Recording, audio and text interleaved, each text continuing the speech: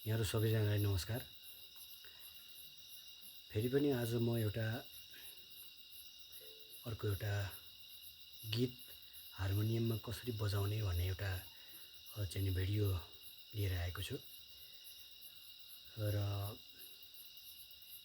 मलाई लाग्छ मैले यहाँभन्दा पहिले बनाएको भिडियो हेरेर यहाँहरूले त्यसैगरी आफूले पनि हार्मोनियममा बजाउन सिक्नुभयो होला। त्यही आशा राखेर आज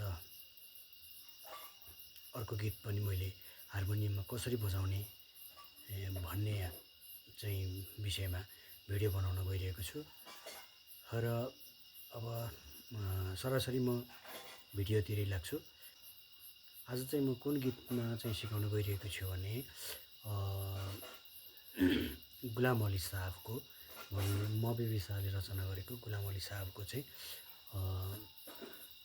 गाजलुती ठुला ठुला आँखा तिर पनि बस्यो यो दिलैमा भन्ने गीतलाई कसरी हार्मोनियममा बजाउने है त। अब हेरौँ सरासरी नोटेसनतिर जाउँ। हामीले पहिले गाना हार्मोनियममा बजाउनको लागि सुरुमा चाहिँ के गर्नुपर्छ भने गाना कहाँनेरिबाट उठेको छ भन्ने कुरा पहिलो कुरा पत्ता लगाउनुपर्छ। जस्तै अब गाजलुती ठुला ठुला आँखा, गाजलुती भनेर ठुला ठुला आँखा गीतको बोल छ जुन हैन। अब यसलाई हार्मोनियममा कहाँबाट सुरु हुन्छ कहाँबाट उठ्छ भन्ने कुरा पहिलो कुरा हामीले खोज्नुपर्ने हुन्छ। जस्तै अब हामी सुरुमा गाजलुती भन्ने गीत उठेको छ। गाजलुती ठुला ठुला आँखा यसलाई फेरि कहाँबाट उठ्यो यहाँ सारे ग म पबाट सारे ग म प गाजलुती ठुला ठुला आँखा कहाँबाट गाजलुती ठुला ठुला आँखा कसरी उठ्यो पबाट उठ्यो गाजलुती ठुला ठुला आँखा।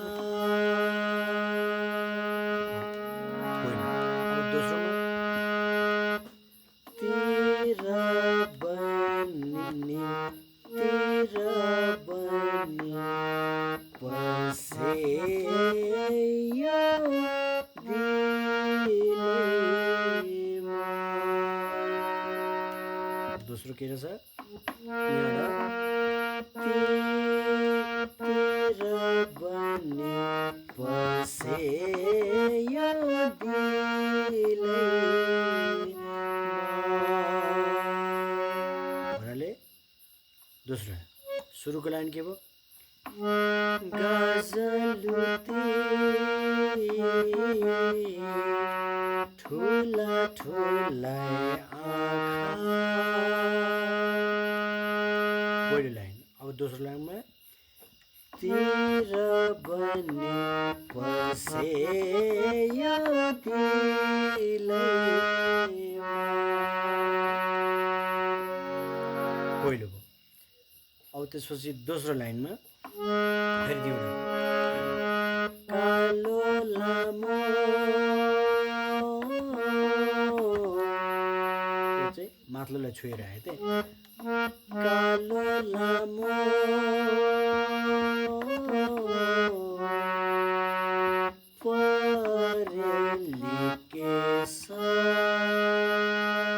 परेली केस लिँदा कसरी परेली केस। अब छल परे कलिलोमा छल परे कलिलोमा फेरि अब गाजलुती ठुला ठुला आँखा तिर बन्ने पसेयो दिलैमा।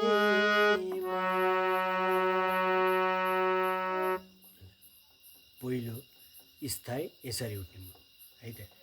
अब अन्तरा हामी कसरी बजाउँछौँ भन्दाखेरि जस्तै अब अन्तरा निधारको त्यो रातो टिका भन्ने छ है। अब नि कहाँबाट उठ्छ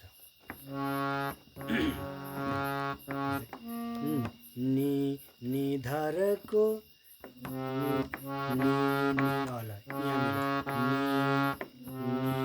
यहाँ पनि मिलेन, यहाँ होइन, होइन, हाम्रो यही मिलेको छ। जस्तै अब निधारको अब निधारको लिँदाखेरि निधारको त्यो रातो टिका,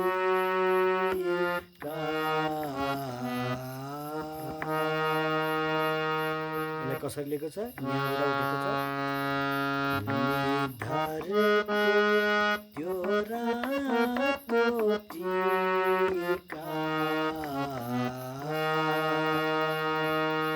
जस्तै टिका टिका यहाँ चाहिँ यो सेतोलाई छोडेर आएको छ, फेरि तलको गर्दाखेरि यसलाई छोडेर फर्केको छ। जस्तै निधारको त्यो रातो टिका छापो बनी बस्यो यो दिलैमा। के रहेछ छापो बनी बस्यो यो दिलैमा। छापो बनी बस्यो यो दिलैमा। जस्तै छापो बनी बस्यो यो दिलैमा। अब के छ हाम्रो कालो लामो परेली केश भन्ने छ। अब कालो लामो कहाँबाट उठ्यो भन्ने कुरा ख्यालौँ।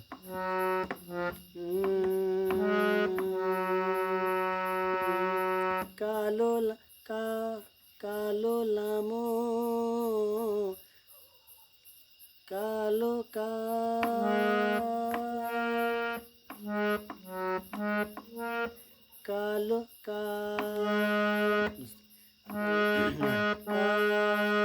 कालो लामो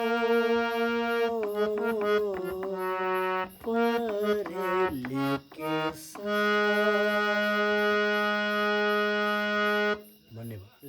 कालो लामो परेली केश